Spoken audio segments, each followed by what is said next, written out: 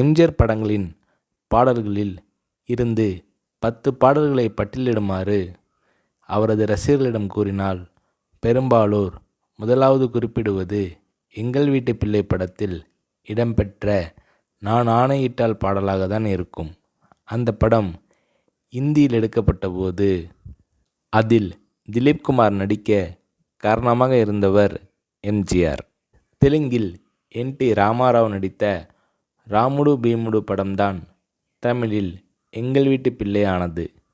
7 திரையரங்குகளில் வெற்றி விழா கண்டு பிரம்மாண்ட வெற்றி பெற்ற அந்த படத்தில் இரட்டை வேடங்களில் எம்ஜிஆர் அற்புதமாக நடித்திருப்பார். நான் ஆணையிட்டால் அது நடந்துவிட்டால் பாடலில் எம்ஜிஆரின் சுறுசுறுப்பு வியக்க வைக்கும். சாட்டையை சுழற்றியபடி ஒரு இடத்தில் நிற்க மாட்டார். அதிலும் ஒரு காட்சியில் கேமரா டாப் ஆங்கிளில் இருக்கும்.